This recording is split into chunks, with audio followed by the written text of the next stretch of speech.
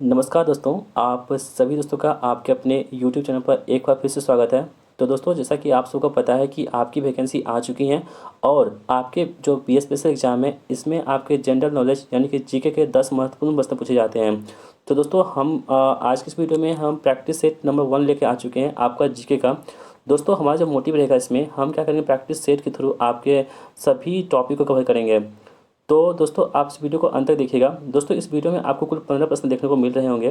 15 प्रश्न दोस्तों सिर्फ कहने के लिए है, हम आपको प्रत्येक ऑप्शन जो होते हैं उन सभी को डिस्क्राइब करेंगे, वो भी बहुत इंपॉर्टेंट अच्छे तरीके से। दोस्तों आप क्या कीजिएगा, अपना पेन और पेपर लेकर बैठिएगा, क्योंकि दोस्तों बस देखने से नहीं होगा, आप अपना नोट डाउन भी करते रहिएगा सभी क्वेश्चंस को, क्योंकि दोस्तों सभी क्वेश्चन जो होंगे हमारे वो इंपॉर्टेंट होंगे आपके एग्जाम के लिए। इसलिए नोट्स आपका तैयार होना बहुत ज़रूरी है, क्योंकि आपके एग्जाम के लास्ट समय में जो रिविजन करते हैं आप, इसके लिए आपके लिए वो रामबाण साबित होगा। तो आपका नोट्स दोस्तों बहुत इंपॉर्टेंट है बनाना ना। तो आप इस वीडियो को देखते हुए नोट्स जरूर बनाइएगा। और हाँ दोस्तों, इस वीडियो को पीडीएफ आपको कहाँ मिलेगा, तो टेलीग्राम चैनल पर मिलेगा। दोस्तों एक और ज़रूरी बात, पीडीएफ में आपको पासवर्ड लगा हुआ है। दोस्तों पासवर्ड जो है इसी वीडियो के अंत होते होते, यानी कि वीडियो जब प्रारंभ होगी उसके बीच बीच में आपको हम पासवर्ड देंगे। दोस्तों वो पासवर्ड जो होगा 4 अंक का होगा। दोस्तों पासवर्ड इसलिए लगाया गया क्योंकि दोस्तों ये सिक्योरिटी पर्पज़ की वजह से हमने पासवर्ड क्रिएट किया है इसमें। तो आपको वीडियो आप खुद से पूरा देखिए और वीडियो का अंत होते होते आपको 4 अंक का पासवर्ड आपको इस वीडियो में मिल जाएगा। तो वीडियो को आप अंत तक देखिएगा और अपना स्कोर में बताइएगा दोस्तों कि 15 प्रश्नों में से आपका कितने प्रश्न सही कर पा रहे हैं आप, और आपका स्कोर कितना आ रहा है। ठीक है, इससे आपका क्या होगा, आपको एक अंदाज़ा लग जाएगा कि आपकी इस तैयारी कितनी हो पाई है और आपको कितनी तैयारी करने की ज़रूरत है। तो दोस्तों विदाउट वेस्टिंग ऑफ टाइम आज की इस इंपॉर्टेंट वीडियो को शुरू करते हैं। चलिए हम दोस्तों पहले प्रश्न को देख लेते हैं। पहला प्रश्न आपकी स्क्रीन पर है कि भारतीय राष्ट्रीय आंदोलन के दौरान प्रसिद्ध उपन्यास आनंद मठ किसने लिखा था। तो दोस्तों पहला प्रश्न आपकी स्क्रीन पर है कि भारतीय राष्ट्रीय आंदोलन के दौरान प्रसिद्ध उपन्यास आनंद मठ किसने लिखा था। तो दोस्तों आनंद मठ की बात करें तो जो उपन्यास है आनंद मठ, ये दोस्तों क्या है ना, ये आपको बंकिम चंद्र चट्टोपाध्याय के द्वारा ये जो है लिखी गई थी। ठीक है, तो यहाँ ऑप्शन में क्या होगा, सी इसमें राइट आंसर होगा।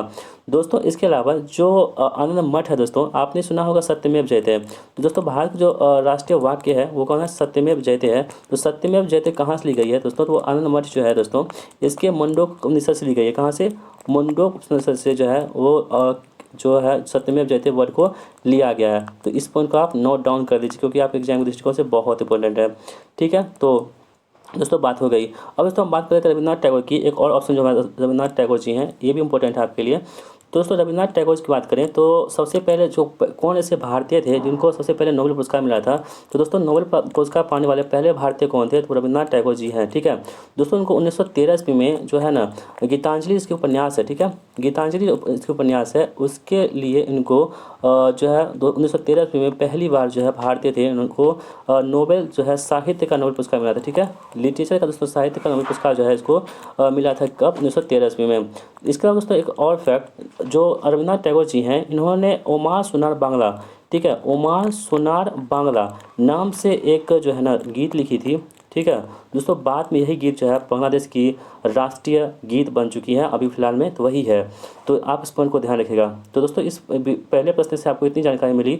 दोस्तों आपको हमारी जानकारी इंपॉर्टेंट लगती है, आपको हमारी वीडियो पसंद आती है, तो वीडियो को लाइक कर दिया कीजिएगा और उस वीडियो को अपने दोस्तों में शेयर जरूर कीजिएगा। अपना स्कोर हमें कमेंट बॉक्स में बताते चलिएगा। दोस्तों हम बढ़ते हैं नेक्स्ट प्रश्न की ओर।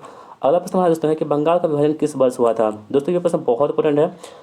तो बंगाल के विभाजन की बात करें दोस्तों, तो बंगाल का विभाजन जो हुआ था वो 1905 में हुआ था। कब, 1905 में बंगाल का विभाजन हुआ था। दोस्तों आपसे प्रश्न किया जाए कि बंगाल का विभाजन किसने किया था, तो दोस्तों लॉर्ड कर्जन थे। ठीक है, तो लॉर्ड कर्जन के समय में बंगाल में क्या हुआ था, बंगाल का विभाजन हुआ था। दोस्तों इसी के विरोध में क्या हुआ था, 1906 ईस्वी में, 1906 ईस्वी में तो स्वदेशी आंदोलन हुआ था। ठीक है, कब, 1906 ईस्वी में कब हुआ था, स्वदेशी आंदोलन हुआ था। कहाँ पे, तो बंगाल में ही हुआ था। इस पॉइंट को आप ध्यान रखिएगा। दोस्तों एक बात और, बंगाल के विभाजन को रद्द किसने किया था, तो 1911 ईस्वी में थे लॉर्ड हार्डिंग। ठीक है, कौन, तो लॉर्ड हार्डिंग के द्वारा दोस्तों 1911 ईस्वी में बंगाल के विभाजन को रद्द कर दिया गया था। इस पॉइंट को आप ध्यान में रख सकते हैं। तो हमारा क्या होगा, ऑप्शन नंबर सी इस प्रश्न का राइट आंसर हो जाएगा। बढ़ते हैं अगले प्रश्न की ओर। दोस्तों अगला प्रश्न आपके स्क्रीन पर है कि रेमन मैग्सेसे पुरस्कार प्राप्त करने वाले पहले भारतीय कौन थे। दोस्तों आपके पास 4 ऑप्शन दे रखे हैं, अटल बिहारी वाजपेयी, विनोबा भावे, रवीश कुमार और मोरारजी देसाई। तो दोस्तों आपको बता दें जो रेमन मैग्सेसे पुरस्कार है इसकी शुरुआत कब हुई थी। तो दोस्तों रेमन पुरस्कार जो इसकी शुरुआत हुई थी 1957 में। ठीक है, और जो 1957 में इसकी शुरुआत हुई थी, इसके एक साल बाद यानी कि विनोबा भावे को 1958 में ये पहले व्यक्ति थे जिनको जो है रेमन मैग्सेसे पुरस्कार मिल चुका था। तो ऑप्शन में क्या होगा, बी यहाँ पे राइट आंसर हो जाएगा। दोस्तों ऑप्शन की बात करें तो रवीश कुमार है। रवीश कुमार जी को 2019 में रेमन मैग्सेसे पुरस्कार मिला था पत्रकारिता के क्षेत्र में, क्योंकि दोस्तों उसमें क्या थे, एनडीटीवी के जो है ना प्राइम टाइम के बहुत अच्छे विश्लेषक थे, तो यहाँ इनको ये पुरस्कार मिला था एनडीटीवी में। लेकिन दोस्तों वर्तमान में ये एनडीटीवी से अपना इस्तीफा दे चुके हैं। दोस्तों हम बात कर लेते हैं कुछ अन्य हस्ती का, जिसका जैसे कि अरविंद केजरीवाल जी, जो दिल्ली के वर्तमान मुख्यमंत्री भी हैं। तो अरविंद केजरीवाल, दोस्तों अरविंद केजरीवाल को कब मिला था, तो 2006 ईस्वी में अरविंद केजरीवाल जी को रेमन मैग्सेसे पुरस्कार मिल चुका है, ठीक है। उसके दोस्तों हम बात करते हैं किरण बेदी को। तो दोस्तों किरण बेदी को जो है ना ये पुरस्कार कब मिला था, तो ये कब मिला था दोस्तों, तो ये 1994 ईस्वी में किरण बेदी को ये पुरस्कार मिला था, ठीक है। और दोस्तों हम बात कर लेते हैं कि अभी रिसेंटली हम बात करें दोस्तों 2013 में, तो 2013 में जो है एक जो रेमन मैग्सेसे पुरस्कार मिला है 2013 में भारतीय को मिला है, वो कौन भारतीय है दोस्तों, आपके एग्जाम 100% प्रश्न पूछे जाएंगे। 2023 की बात करें दोस्तों, 2023 में जो है ना डॉक्टर रवि कन्नन को, ठीक है, डॉक्टर नाम क्या है, डॉक्टर रवि कन्नन को ये पुरस्कार जो है 2023 ईस्वी में ये पुरस्कार मिला है दोस्तों। ये किसमें, तो चिकित्सा के क्षेत्र में कैंसर के इलाज के लिए उन्होंने बहुत अच्छा योगदान दिया था। इन्हीं के उपलक्ष्य में इनको जो है डॉक्टर रवि कन्नन को 2023 का रेमन मैग्सेसे पुरस्कार मिला है, वो भी भारतीय को। तो यहाँ पर ऑप्शन में क्या होगा, हमारा बी इस प्रश्न का राइट आंसर हो जाएगा। तो बढ़ते दोस्तों अगले प्रश्न की ओर। दोस्तों जैसा कि हम आपने बताया था कि इस यह जो पीडीएफ होगा वो पासवर्ड प्रोटेक्टेड होगा। तो दोस्तों इस पीडीएफ का जो पहला हमारा पासवर्ड था, अंक था, वो कौन सा, 1 है, ठीक है। यानी दोस्तों 1 जो है दोस्तों इस पीडीएफ जो पीडीएफ को खोलने के लिए पासवर्ड होगा, वो पहला अंक कौन सा होगा, 4 में से पहला अंक कौन सा, 1 है। इसे आप नोट डाउन करते रहिए, ठीक है, नोट डाउन करते रहिए। आपको अंत होते होते वीडियो का आपको पता चल पाएगा पासवर्ड, ठीक है। तो वीडियो को आप ध्यान से देखिए। दोस्तों हम बात कर लेते हैं यहाँ पे राज्यसभा की। तो राज्यसभा तो दोस्तों का कार्यकाल कितने वर्ष का होता है, आपको प्रश्न पूछा जा रहा है, 4 वर्ष का, 6 वर्ष का, 7 वर्ष का, 2 वर्ष का। दोस्तों हम बात करें राज्यसभा की, तो दोस्तों राज्यसभा की बात करें तो ये दोस्तों राज्यसभा क्या होती है, ये अनुच्छेद कौन सी है, तो आर्टिकल दोस्तों जो हमारा संविधान है, कॉन्स्टिट्यूशन है, इसका संविधान जो है 80, इसमें दोस्तों राज्यसभा के बारे में बात की गई है। दोस्तों राज्यसभा क्या होती है, एक उच्च सदन होती है, क्या होता है, उच्च सदन होती है राज्यसभा। और दोस्तों राज्यसभा की बात करें तो राज्यसभा के जो सभापति होते हैं वो क्या होते हैं, भारत के उपराष्ट्रपति होते हैं। कौन होते हैं, भारत के उपराष्ट्रपति होते हैं राज्यसभा के जो सभापति होते हैं, ठीक है।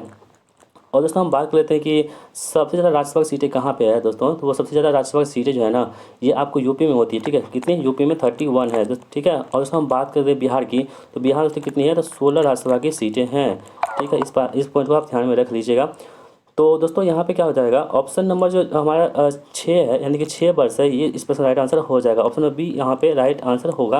दोस्तों हम बढ़ते हैं अगले प्रश्न की ओर। अगला प्रश्न है कि जादूगरा खान किसके लिए प्रसिद्ध है। दोस्तों जादूगरा खान की बात करें तो ये किसके लिए, यूरेनियम के लिए प्रसिद्ध है। किसके लिए, यूरेनियम के दोस्तों ये प्रसिद्ध है, ठीक है, जादूगरा की खान, ठीक है। तो अब इसमें बात करें तो जादूगरा खान की बारे में बात करें तो देखिए दोस्तों यहाँ पे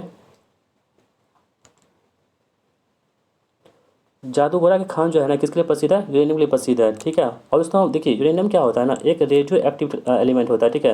रेडियो एक्टिव क्या होते हैं, तत्व होते हैं, यानी दोस्तों इससे क्या होती है, अल्फा बीटा गामा किरणें निकलती रहती है। और दोस्तों हम बात कर लेते हैं यहाँ पे तांबा की। तांबा दोस्तों क्या है, तो तांबा से सबसे ज़्यादा मिलती है वो खेतरी से निकलती है, ठीक है। खेतरी नामक स्थान जो खान है दोस्तों इससे निकलती है खेतरी। और दोस्तों ये कहाँ पे है, राजस्थान राज्य में पड़ता है खेतरी, ठीक है। इसके अलावा दोस्तों हम बात करें सोना की। दोस्तों आपने एक मूवी देखी होगी KGF करके, तो KGF क्या होता है, कोलार गोल्ड फील्ड, यानी कि सबसे अधिक जो सोना मिलती है दोस्तों वो आपको कर्नाटक राज्य में मिलती है। कहाँ पे, कर्नाटक राज्य में देखने को मिलती है। और दोस्तों हम बात कर लेते हैं ये सोना की सबसे जो कम अभिक्रियाशील धातु कौन सी है, वो सोना ही होता है, ठीक है। इसका जो शुद्ध वो जो प्रतीक होता है वो क्या होता है, AU होता है, ठीक है। तो आई होप दोस्तों आपको ये प्रश्न समझ में आ गया होगा। इसका राइट आंसर क्या हो जाएगा, ऑप्शन नंबर A, ठीक है। तो बढ़ते हैं अगले प्रश्न की ओर। अगला प्रश्न दोस्तों है कि निम्नलिखित में से किस पर्वतीय पर्यटन स्थलों को राजकुमारी के रूप में जानते हैं। तो दोस्तों जो राजकुमारी के रूप में जानते हैं वो कौन सा हमारा, कोडाईकनाल। दोस्तों कोडाईकनाल कहाँ है, तमिलनाडु में है, ठीक है, तमिलनाडु में पड़ता है। उसको हम लोग क्या बोलते हैं, पर्यटन की राजकुमारी के नाम से भी हम लोग जानते हैं। तो यहाँ पर ऑप्शन में क्या होगा, बी हमारे प्रश्न का राइट आंसर हो जाएगा। इसके बाद दोस्तों हम बात करें दार्जिलिंग की। दोस्तों दार्जिलिंग की चाय बहुत फेमस है, ठीक है। और दोस्तों 2004 ईस्वी में सबसे पहली बार जो GI टैग दिया गया था वो दार्जिलिंग की चाय को ही दिया गया था, ठीक है। इस पॉइंट को आप ध्यान में रखिएगा। तो यहाँ पे ऑप्शन में क्या होगा, बी हमारे पास यहाँ पे बिल्कुल सही जवाब हो जाएगा। दोस्तों उत्तराखंड में एक और चीज़ है, जैसे कि फूलों की घाटी से पूछा जाए कि फूलों की घाटी किस राज्य में पड़ता है, तो फूलों की घाटी दोस्तों कहाँ पे है, तो उत्तराखंड में स्थित है फूलों की घाटी, ठीक है। उत्तराखंड दोस्तों चमोली जिला जो है वहाँ पे आपको फूलों की घाटी देखने को मिलेगी, ठीक है। कहाँ पे, चमोली जिला उत्तराखंड में मिलेगी। इस पॉइंट को आप बिल्कुल ध्यान में रख सकते हैं। दोस्तों हम बढ़ते हैं अगले प्रश्न की ओर। अगला प्रश्न हमारा सबसे पुराना वेद कौन सा है। ये भी प्रश्न दोस्तों बहुत इंपॉर्टेंट है। सबसे पुराना वेद की बात करें तो सबसे पुराना वेद कौन सा दोस्तों, वो क्या होता है, ऋग्वेद, ठीक है। दोस्तों इसके अलावा जो सामवेद होता है दोस्तों वो क्या होता है, संगीत के लिए फेमस है। ठीक है, तो संगीत के लिए जो फेमस है, संगीत का वेद जो होता है, संगीत का वेद किसे बोलते हैं हम लोग, सामवेद को संगीत का वेद के नाम से जानते हैं। और दोस्तों अथर्ववेद की बात करें तो इसमें क्या होता है, जादू टोना टोटका होता है। ठीक है, ये सभी चीज़ें होती है वो किस में होती है, अथर्ववेद में होती है, जादू टोना टोटका। दोस्तों ये सभी पॉइंट जो होती है आप इसको नोट डाउन करते रहिए। उसके अलावा ऋग्वेद की बात करें तो ऋग्वेद में क्या होता है दोस्तों, मंत्रों का उच्चारण की जाती है। किसका, तो मंत्रों का उच्चारण जो होती है वो ऋग्वेद में होता है। इसके अलावा जो यजुर्वेद दे रखा है दोस्तों उसमें क्या होती है, तो इसमें जो है ना यज्ञ की बारे में बात की गई है। ठीक है, यज्ञ जो है इसके बारे में किसमें बात की गई है, यजुर्वेद में की गई है। और सबसे पुराना वेद कौन सा दोस्तों, वो क्या है हमारा ऋग्वेद जो दोस्तों वो क्या है, सबसे पुराना वेद है। तो ऑप्शन में क्या होगा, सी यहाँ पे राइट आंसर हमारा हो जाएगा। तो दोस्तों बढ़ते हैं अगले प्रश्न की ओर। आई होप आपको ये भी समझ में आ गया होगा। दोस्तों पासवर्ड का जो दूसरा अंक हमारा है वो कौन सा है हमारा, वो है 9। कितना है, 9। ठीक है, इसको आप नोट डाउन करते रहिए। तो पहला कौन सा था, 1, दूसरा कौन सा है, 9। ठीक है, तो यहाँ पर देखिए प्रश्न कह रहा है कि सार्क का मुख्यालय कहाँ स्थित है। दोस्तों सबसे पहले बात करें सार्क का, तो सार्क क्या है, तो सार्क का फुल फॉर्म क्या होता है ना, सार्क का जो फुल फॉर्म होता है वो होता है south Asia Asian association for regional cooperation. दोस्तों यहाँ पे लिख देते हैं, आप नोट डाउन कर लीजिए। तो साउथ, ठीक है, एशिया, एशियन या एशिया बोल सकते हैं, Asian association for regional cooperation. ठीक है, दोस्तों ये होता है सार्क का फुल फॉर्म। अब दोस्तों हम बात करें सार्क की स्थापना कब हुई थी। दोस्तों 1985 ईस्वी में सार्क की स्थापना होती है। कब होती है, 1985 में सार्क की स्थापना होती है। और दोस्तों सार्क की स्थापना जो 1985 में हुई थी और इसका मुख्यालय स्थान पूछा जाए तो कहाँ होगा, तो इसका मुख्यालय हेडक्वार्टर है दोस्तों वो कहाँ पर हमारा, वो काठमांडू में। कहाँ पे, काठमांडू नेपाल में पड़ता है। दोस्तों एक प्रश्न आपसे और पूछा जाए कि सार्क की जो पहली बैठक हुई थी कहाँ हुई थी, तो सार्क की पहली मंत्री स्तरीय बैठक जो हुई थी वो कहाँ हुई थी, ढाका में हुई थी। ठीक है, इस पॉइंट को आप याद रखिएगा। यदि आपसे जो हेडक्वार्टर पूछा जाएगा ना दोस्तों तो आपको बताना होगा काठमांडू, लेकिन इसका पहली जो बैठक हुई थी वो कहाँ हुई थी, ढाका में हुई थी। ठीक है, दोस्तों हम बात करें जकार्ता की, जैसा दोस्तों इसका जो आसियान है हमारा, आसियान का मुख्यालय कहाँ पे दोस्तों, तो इसका मुख्यालय कहाँ पे हमारा, जकार्ता इंडोनेशिया में पड़ता है। इसे भी आप याद रखिएगा। इसके अलावा दोस्तों एडीबी जो मुख्यालय दोस्तों वो फिलीपींस के मनीला में स्थित है, यानी कि एशियन डेवलपमेंट बैंक जो है इसका मुख्यालय कहाँ पे, मनीला में स्थित है।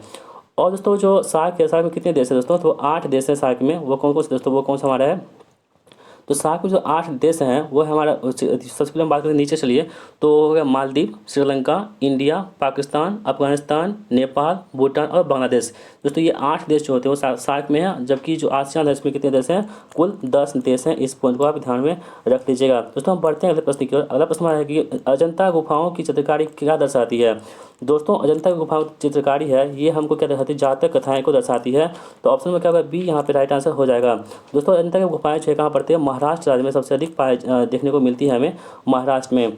दोस्तों महाभारत की बात करें तो महाभारत दोस्तों क्या है ना, महाभारत के रचयिता कौन थे, तो वेद व्यास जी जो थे महाभारत के रचयिता थे। और महाभारत में 18 जो युद्ध हुए थे उसे 18 पर्व के नाम से भी जाना जाता है। इस पॉइंट को आप याद रखिएगा। उसके बाद रामायण की बात करें तो रामायण रचयिता कौन है, तो महर्षि वाल्मीकि। कौन है, महर्षि वाल्मीकि जो है रामायण के रचयिता है। इस पॉइंट को आप बिल्कुल ध्यान में रख लीजिएगा। दोस्तों हम बढ़ते हैं अगले प्रश्न की ओर। अगला प्रश्न हमारा है कि भारतीय स्टेट बैंक की स्थापना कब हुई थी। दोस्तों भारतीय यानी कि एसबीआई जो है ना, एसबीआई की स्थापना कब हुई थी दोस्तों, तो वो एसबीआई की स्थापना हुई थी कब, आपका 1955 ईस्वी में एसबीआई की स्थापना होती है। ठीक है, और दोस्तों एसबीआई का हेड क्वार्टर कहाँ है आपको बताना है कमेंट बॉक्स में। ठीक है, हम आपको जो है ये प्रश्न पूछ रहे हैं, आपको बताना है कमेंट बॉक्स में एसबीआई का जो हेड क्वार्टर कहाँ पे है। दोस्तों इसके अलावा हम बात करें तो आरबीआई की, तो आरबीआई की स्थापना कब हुई थी। तो दोस्तों आरबीआई की स्थापना कब हुई थी, 1 अप्रैल 1935 को आरबीआई की स्थापना हुई थी। कब, 1 अप्रैल 1935 को आरबीआई की स्थापना हुई थी। और दोस्तों वर्तमान जो आरबीआई गवर्नर है वो कौन है, शक्तिकांत दास है। कौन है, शक्तिकांत दास जो वर्तमान में आरबीआई गवर्नर है वो किस क्रम के हैं, तो 25वें क्रम के गवर्नर है शक्तिकांत दास। दोस्तों आरबीआई का काम क्या होता है, मौद्रिक नीति जारी करना, यानी कि जो करेंसी होती है उसको जारी करना आरबीआई का प्रमुख काम है। ठीक है, तो यहाँ पे क्या होगा, right answer option number C हो जाएगा। तो ऑप्शन नंबर सी क्या है, 1955 जो है इस प्रश्न का राइट आंसर हो जाएगा। यानी कि भारतीय स्टेट बैंक की स्थापना कब हुई थी, 1955 में हुई थी। दोस्तों बढ़ते हैं प्रश्न की ओर। अगला प्रश्न हमारा है कि एक सींग वाला गैंडा भारत में कहाँ पाया जाता है। दोस्तों ये प्रश्न बहुत इंपॉर्टेंट है। जो एक सींग वाला गैंडा है ना वो कहाँ पाया जाता है दोस्तों, ये असम के दोस्तों काजीरंगा नेशनल पार्क जो है ना, कौन सा है, काजीरंगा नेशनल पार्क कहाँ पे, असम में स्थित है। उसी में एक सींग वाले गैंडा पाए जाते हैं। दोस्तों अब बात करते हैं मध्य प्रदेश की, तो मध्य प्रदेश में तो एक पेंच भी है, ठीक है, कान्हा भी है, ये सभी कहाँ है, तो मध्य प्रदेश में पाया जाता है। ये कौन सा नेशनल पार्क है। इसके अलावा दोस्तों मेघालय जो जानते हैं, मेघालय में दोस्तों एक जो मतलब सॉरी इसमें एक दोस्तों हम बात करें गारो खासी जयंती, ठीक है, ये एक पहाड़ी भी है और उसका नाम जो जनजाति है वहाँ पे इसका नाम भी गारो खासी जयंती ही पड़ता है। और उसमें बात करें बिहार की, तो बिहार दोस्तों क्या है, तो वाल्मीकि है, ठीक है। एकमात्र जो नेशनल पार्क है कौन सा, वाल्मीकि नेशनल पार्क है, वो कहाँ पे है, तो हमारा कौन सा हो जाएगा, पश्चिमी चंपारण जिले में, ठीक है। तो पश्चिमी चंपारण जिले में क्या है, एक वाल्मीकि जो है नेशनल पार्क है। तो यहाँ पर ऑप्शन नंबर क्या होगा हमारा, ऑप्शन नंबर जो डी है यानी कि असम जो है इस प्रश्न का बिल्कुल सही जवाब हो जाएगा। तो ऑप्शन नंबर क्या डी इस प्रश्न का राइट आंसर है। दोस्तों बढ़ते हैं अगले प्रश्न की ओर। अगला प्रश्न हमारा है कि भारत में केंद्रीय औद्योगिक सुरक्षा बल की स्थापना कब हुई थी, यानी दोस्तों CISF के बारे में कहा रहा है कि CISF की स्थापना कब हुई थी। दोस्तों CISF स्थापना की बात करें 1969 में CISF का स्थापना हुई थी। इसके अलावा दोस्तों ऑप्शन में क्या होगा, सी यहाँ पे राइट आंसर हो जाएगा। दोस्तों जो इसके अलावा जो BSF है हमारा, ठीक है, तो BSF स्थापना कब हुई थी, तो दोस्तों आपको बताना होगा BSF जो है 1 दिसंबर 1965 को BSF का स्थापना होती है। और दोस्तों हम बात कर लेते हैं कि किसका, CRPF का। तो CRPF का स्थापना कब हुई थी दोस्तों, तो CRPF का स्थापना जो हुई थी वो 27 जुलाई 1939 को CRPF की स्थापना होती है। इस पॉइंट को आप बिल्कुल ध्यान में रख लीजिएगा।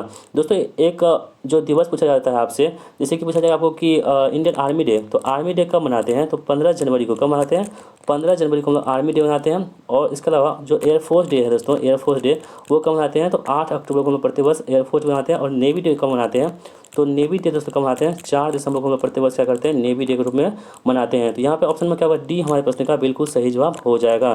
दोस्तों बढ़ते हैं अगले प्रश्न की ओर। दोस्तों आपका जो पासवर्ड है, चौथा पासवर्ड जो तीसरा अंक है हमारा पासवर्ड का, वो कौन सा है, 4। कितना है, 4, ठीक है। अभी तक हम लोग बता दिया था 194 अभी तक आ चुका है। और दोस्तों एक जो लास्ट पासवर्ड है वो आपको वीडियो के अंत में मिल जाएगा। दोस्तों हम बढ़ लेते हैं यहाँ पे, एक सेकेंड। तो चलिए दोस्तों यहाँ पे जो 12वां प्रश्न हमारा है कि भारत की प्रथम पंचवर्षीय योजना का मुख्य केंद्र बिंदु क्या था।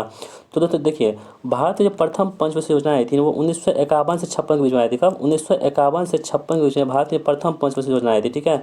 दोस्तों आपसे प्रश्न पूछा जाता है कि भारत जो प्रथम पंचवर्षीय योजना आई थी ये किस मॉडल पर आई थी।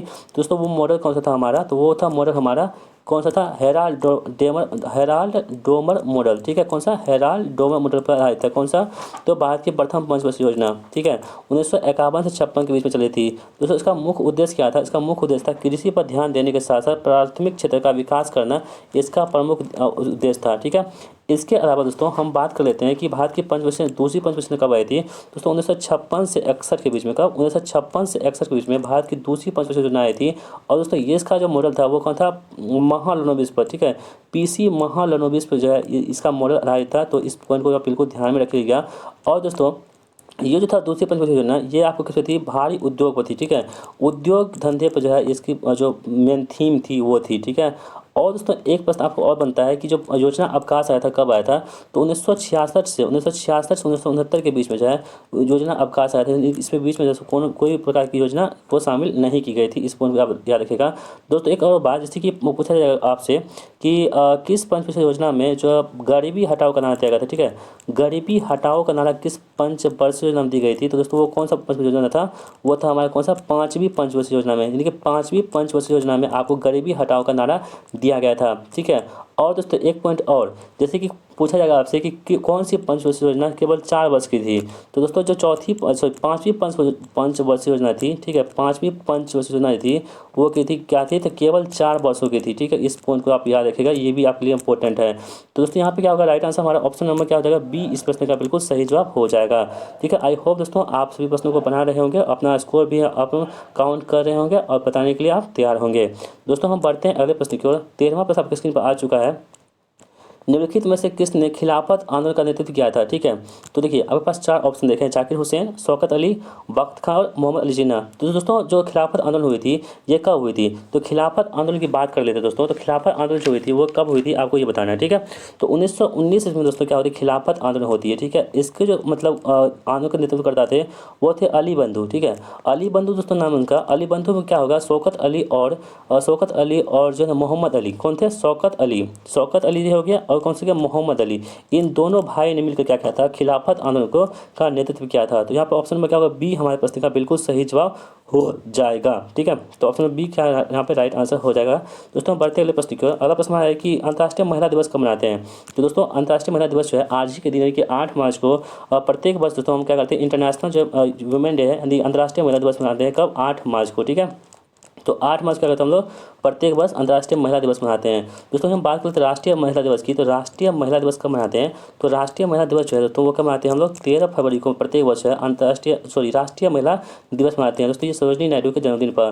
दोस्तों 13 फरवरी से एक बात और याद रखिएगा, जो विश्व रेडियो दिवस है, कौन सा? तो विश्व रेडियो दिवस। कौन सा? तो दोस्तों विश्व रेडियो दिवस। कौन सा? विश्व रेडियो दिवस कब मनाते हैं? तो 13 फरवरी को ही हम लोग विश्व रेडियो दिवस मनाते हैं। इसके अलावा दोस्तों हम बात करते हैं ऑप्शन की, तो ऑप्शन में 8 सितंबर दे रखा है दोस्तों। 8 सितंबर में क्या मनाते हैं हम लोग? तो 8 सितंबर को हम लोग मनाते हैं विश्व साक्षरता दिवस। क्या मनाते हैं? विश्व साक्षरता दिवस जो हम लोग क्या मनाते हैं? 8 सितंबर को विश्व साक्षरता दिवस मनाते हैं। और इसके अलावा 15 जनवरी को हम क्या मनाते हैं? तो अभी हमने बताया था इंडियन आर्मी डे जो हम लोग दोस्तों कब मनाते हैं? 15 जनवरी को मनाते हैं। और 8 मार्च को हम लोग अंतर्राष्ट्रीय महिला दिवस मनाते हैं। और 16 जनवरी को नेशनल स्टार्टअप डे। ठीक है, तो आपसे प्रश्न पूछा जाएगा कि नेशनल स्टार्टअप डे कब मनाते हैं? तो 16 जनवरी को हम लोग नेशनल स्टार्टअप डे के रूप में हम लोग मनाते हैं। ठीक है, इस पॉइंट को आप याद रखिएगा। और दोस्तों एक पॉइंट और, जैसे कि 23 जनवरी पूछा जाएगा आपको, तो 23 जनवरी को क्या मनाते हैं? तो 23 जनवरी को हम पराक्रम दिवस मनाते हैं। और पराक्रम दिवस जो होती है ये आपका जो सुभाष चंद्र बोस थे इनके जन्मदिन पर मनाया जाता है। तो यहाँ पर ऑप्शन में क्या होगा? सी इस प्रश्न का राइट आंसर हो जाएगा। दोस्तों हम बढ़ते हैं आज की लास्ट प्रश्न की ओर। तो 15 लोकसभा सदस्यों का कार्यकाल कितने वर्ष का होता है? ठीक है, तो दोस्तों लोकसभा की हम बात कर लेते हैं, राज्यसभा हम बात किए थे। लोकसभा जो होती है दोस्तों क्या होती है? एक निम्न सदन होती है। क्या होती है? निम्न सदन होती है। ठीक है, और दोस्तों हम बात करें इसका अनुच्छेद कौन सा है? तो अनुच्छेद दोस्तों इसमें कितना है? तो 81। ठीक है, 81 दोस्तों अनुच्छेद में है आपका कौन सा? लोकसभा अध्यक्ष दोस्तों क्या होते हैं? वो स्पीकर होते हैं। कौन होते हैं? स्पीकर होते हैं। और वर्तमान दोस्तों कौन सी लोकसभा है? तो 17वीं लोकसभा वर्तमान में चल रही है। और इसके वर्तमान स्पीकर कौन है? तो ओम बिरला जी है। कौन है? ओम बिरला साहब जो है ये 17वीं लोकसभा के वर्तमान में चेयरपर्सन यानी कि कौन है? स्पीकर जी हैं।